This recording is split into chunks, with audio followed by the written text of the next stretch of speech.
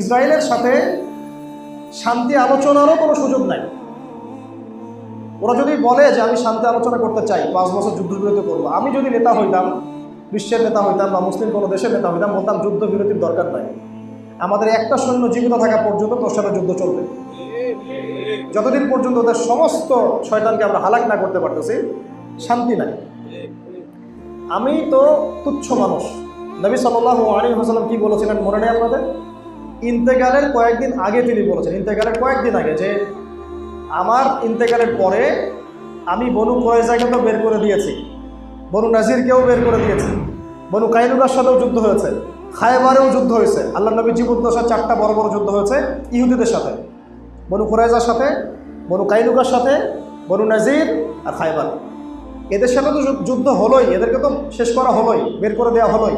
এরপরেও যদি কিছু বেঁচে থাকে আমার ইন্তেকালের পরে তোমরা এদেরকেও বের করে দিবে। কে বলেছেন? তার চেয়ে কোনো নরম দিলের মানুষ আছে? তার চেয়ে কোনো ভদ্র নম্র মানে মানবতার সেবক কোনো মানুষ আছে? তিনি কেন এই কথা বললেন? কারণ তিনি আল্লাহর পক্ষ থেকে জানেন যে এদেরকে আপনি সুযোগ দিলেই আপনাকে শেষ করে ফেলে দেবে। ক্যান্সারের একটা আপনার পয়জন শরীরের মধ্যে, আল্লাহ না করুক হয়েছে, না করুক, আল্লাহ না করুক, এটাকে আপনি বাড়তে দিলে আপনার পুরো দেহটা নষ্ট হয়ে যাবে না? কেটে ফেলা দিতে হবে, শেষ, খালাস। নবী সাল্লাল্লাহু আলাইহি ওয়াসাল্লাম এই পদ্ধতিতে এগিয়েছিলেন। এদের সাথে করণীয় বলার কিছু নাই, করণীয় একটাই, মুসলিম কান্ট্রিগুলো যদি ঐক্যজোট হতে পারত, সবার দরকার নাই, অন্তত 10টা রাষ্ট্র যদি ঐক্যবদ্ধ হতে পারত, 10টা রাষ্ট্রের সৈন্যদেরকে প্রশিক্ষিত করে একটা স্পেশাল ফোর্স গঠন করতে পারতো, এবং নিউক্লিয়ার মিসাইলসগুলো যদি আমরা আয়ত্ত করতে পারতাম, এবং নিউক্লিয়ার মিসাইলগুলো তাক করে রেখে দিতাম, একদম একটা বোম যদি পড়ছে গাজায়, একটা করে মিসাইল পড়বে। একটা যদি বাচ্চাকে মারছস তাহলে একটা মিসাইল পড়বে।